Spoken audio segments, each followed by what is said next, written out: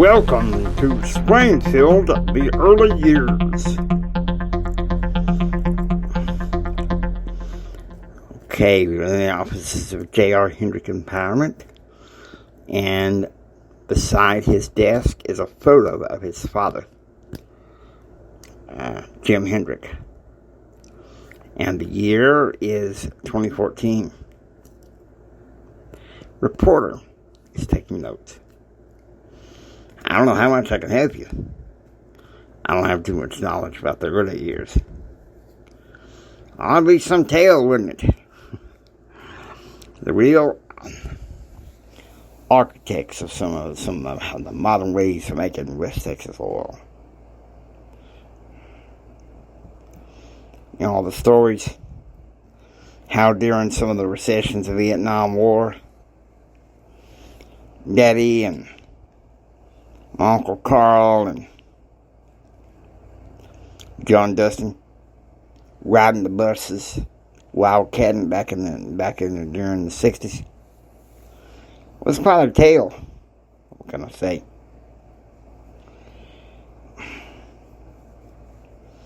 Who knows how things started? But it was transformed from a feud with Dustin family to a feud with a more prominent family called the Christophers. You don't want to get me started on that. Some say Daddy and John Dustin parted ways on one thing, and that was that John wanted Mama. Let me tell you something. I know about all that, and I sure don't like it. But I do know one thing. John Dustin tried to kill my daddy, and it scared the hell out of me. I know one time I was home from college, Christmas. I sat there at the kitchen table. I said, Daddy, you know what harm John Dustin's done to his family? You know, he's a vagrant. Why can't you just run him off? Why do you tolerate him? Now, Daddy looked outside that picture kitchen window, and he said, Son, if it wasn't for your mama or your brother Kyle, I wouldn't even have nothing to do with him. And he said, you wouldn't be here if it wasn't for John Dustin. I don't know what that means, and I don't think I care to know. I guess that's the way I sometimes empathize and put up with Mark Christopher. He's been bugging me for the past 16 years. Nothing new there. Don't bother interviewing him. He'll feed you a bunch of crap. Been an interesting story. But we will see. It is the Swainfield Barbecue, Easter, 1979. Cars are driving up to the long drive of the ranch. A square dancing is taking place on the grounds and the patio. Meanwhile, John Dustin is driving his 65 Mustang. His yellow 65 Mustang, when all of a sudden it runs out of gas. He parks the car on the side of the road and starts walking toward the ranch. Then he walks into Colonial Convenience.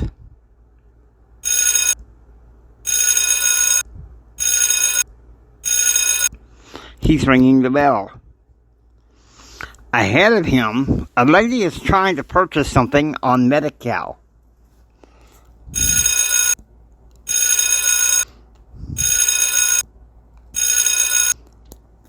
John Dustin is getting impatient, wanting one more bottle of absinthe whiskey. "Move along!" he screams.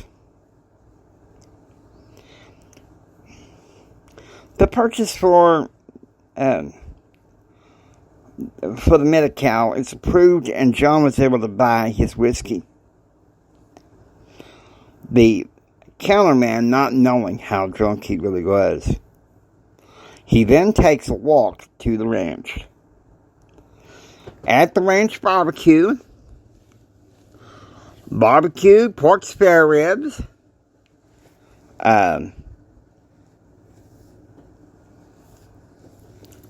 hamburgers and hot dogs, potato salad, potato chips, chili, all the fixings made and catered by Wagon Gang Barbecue.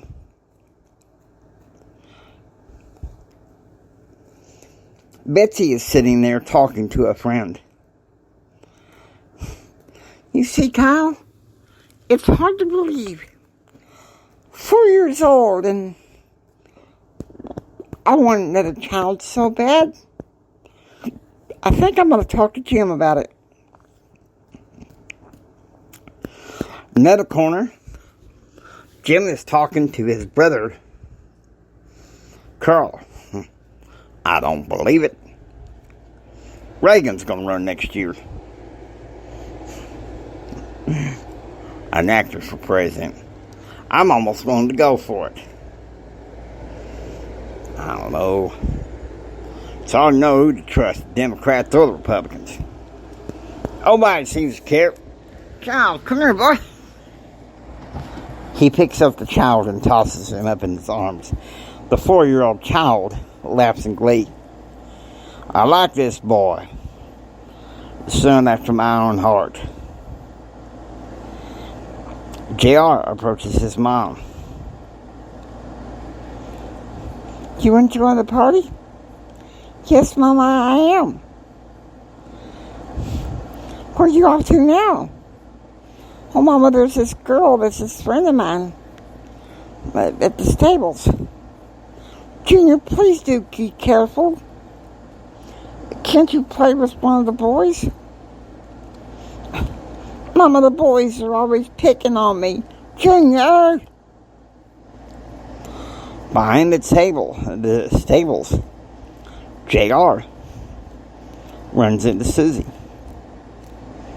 "What took you so long?" she says. "Oh, I don't know.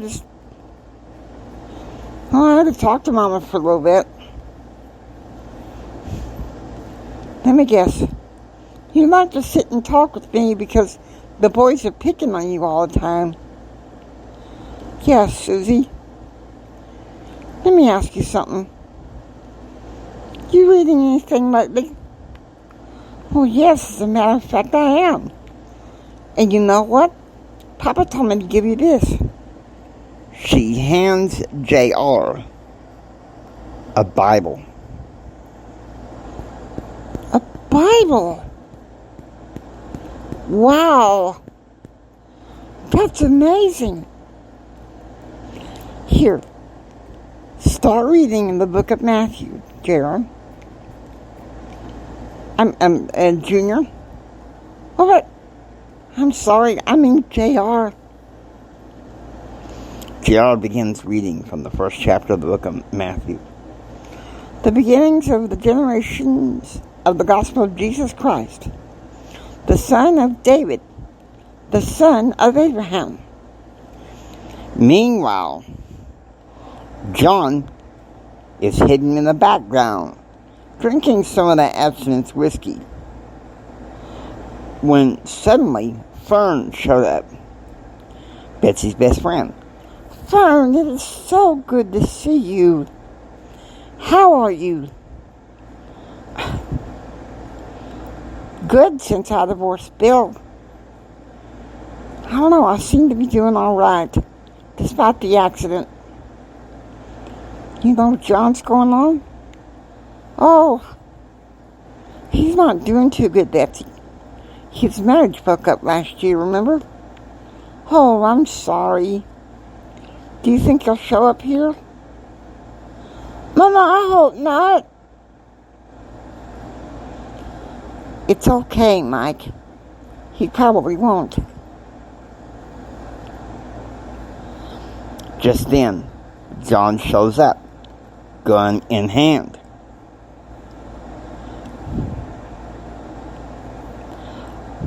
Cecilia, one of the servants, takes a look. Oh my, no! She walks toward Betsy. Betsy, I think we have a problem. But it's too late. Jim! Watch out!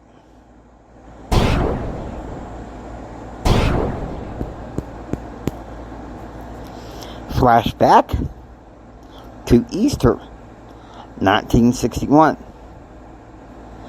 Johnny! Betsy screams, pulling into his driver of the truck. Johnny! She pulls up in the truck. Johnny, you're in for it.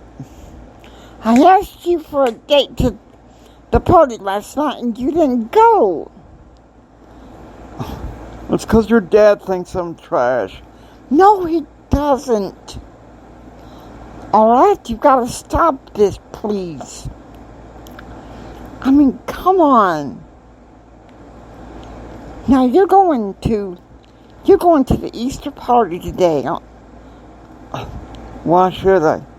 Because you fit in whether you like it or not.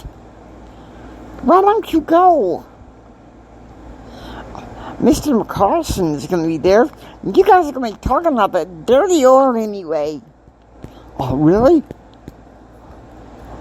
Betsy, really? Well, yeah. Look around, Johnny. He's drilling for oil. We're in a deep recession. Can only hope that Kennedy can save us. Here. I borrowed some of Tom's clothes. Oh no, Betsy, this is stupid. He's thinking, it doesn't matter whether he likes it or not. You're wearing them. Okay. He puts on the clothes from the dirty rags he was wearing. You like? He said. There you go, Betsy says. Presentable. Now get in the truck. Sleeves are a little long, John complains. Well, then roll them up, Betsy says. They drive off into the late afternoon sky as it comes into nighttime. I Fall to Pieces by Patsy Cline is playing as the party is continuing. Betsy and John are dancing close to each other. And then John missteps and runs away. Johnny, come back. Please don't do this. Come back. He rushes to find her, and he rushes to find him in one of the side houses of the ranch. Johnny, I misstepped. You must think I'm a terrible dancer. Nonsense. You're not a terrible dancer. Please, you're taking things too easy, too hard. All right? He walks out and goes into the main living room of the ranch. He reaches up for the china cabinet to try to grab a cocktail glass when he knocks down the whole china cabinet.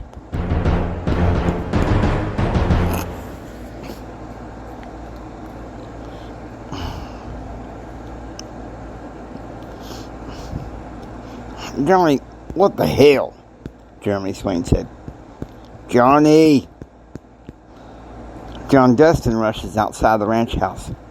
Johnny, come back here this instant, Betsy said. It's okay. So you get clumsy, it's okay. You think you're not clumsy? Come on. Look at Diane Simmons over there. That crazy girl dancing with my brother. You're nowhere near crazy as she is, Betsy jokes.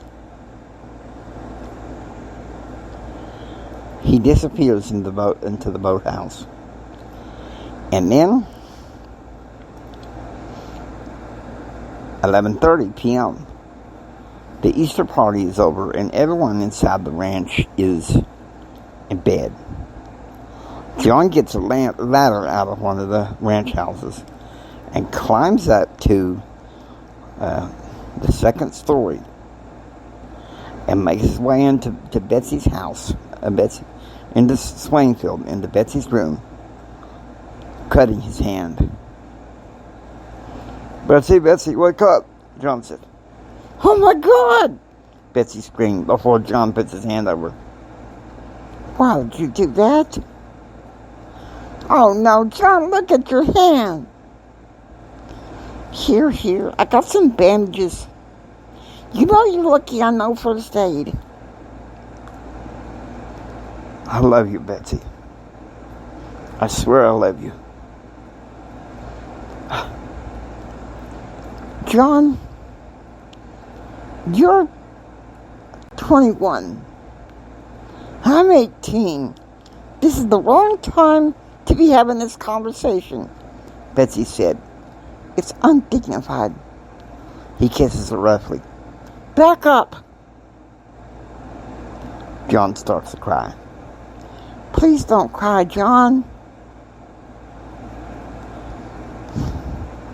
She turns to him. You can kiss me, but gently. He kisses her, and before long, they're making out. Suddenly, Betsy's brother, Tom, turns on the light to her room. Oh my God, what the hell's going on here?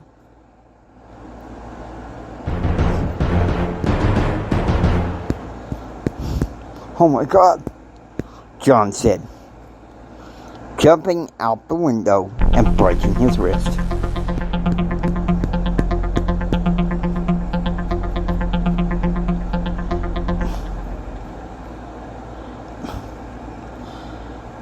Elizabeth, what the hell? Elizabeth said. Tom, tell me what's going on now, Jeremy Swain said. Rushing outside, Betsy is overdramatic. Tom, I can't believe this. He's dead thanks to you. He's dead thanks to you. No, he's not dead, Betsy's father said. He ain't dead. All right. Now listen to me. Get him back. Get in the house. I'll call Dr. Porter. 35 minutes later. No, he's no worse for the wear. He's drunk and passed out on the couch. I've set up a temporary cast. Want him to come back for 1 in the morning. Thank you, Doc. Hey, here. This will pay for the invoice. Thank you. Pleasure doing business with you. You know, you look at Betsy over there, crying on the stair step. They go up fast. They sure do. Jeremy Swain takes Betsy in hand and puts her back up the stairs. And Elizabeth turns around.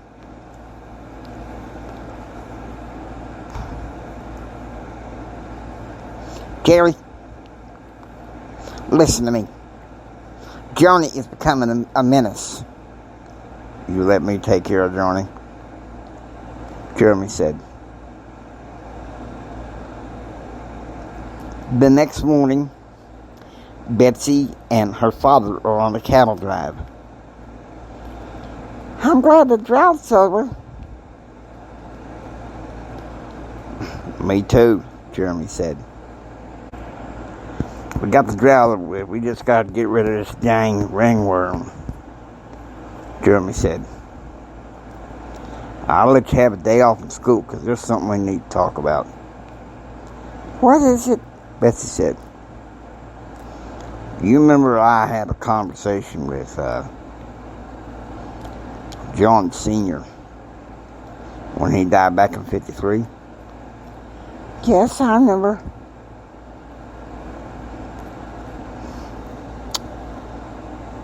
And I know he saved your life. Yes, he did. Bar out in Colorado City. Anyway, as part of my gratitude, I promised him I'd give Johnny a part of Swainfield. He didn't want to do it. The family, I told him. He's worried about Johnny being directionless. Johnny's got the wanderlust. That's my problem. He's going to have to hit the road. I'm sorry. You're not ready to give him that land yet. You're just trying to get him away from me. That's right. Let me break it to him. Betsy goes into the room designated for John and discovered that his father's boots are gone and all his clothes were gone. He disappeared into a wave of smoke. Back to the 1979 barbecue.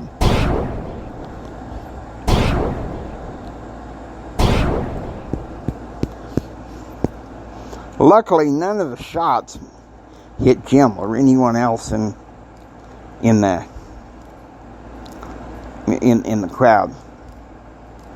You stupid bastard, Jim said. Jim, knock it off. That stupid drunk just about had it. Daddy, don't do nothing stupid right now. I am too, but I'm scared. Get in the house, Junior, Jeremy Swain said.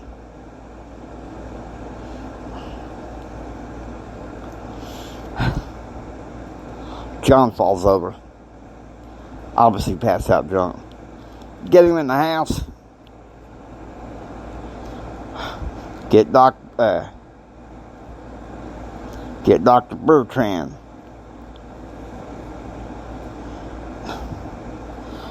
And also, get me on the phone Billie Holiday from Billie Holly from New Orleans. He walks in and Dr. Bertrand speaks to him. Well, he's flat on the back. I gave him a sedative. He should be up in the morning. Who made the mistake? Johnny made a mistake. Now, you're lucky. I read Dr. Porter's files. I gave him a permanent cast. If I were you, I'd give him the hell out of this town. I think I will. The doctor leaves after Jim paid, and then Jim turns to John. Of all days, John, why now? Why today? After 15 years. We hope you enjoy Swainfield, the early years. If you like what you hear, please subscribe, become a part of the adventure. This is the James Hendrick Empowerment Adventure saying, until next time, get ready for the story, because it starts to get interesting.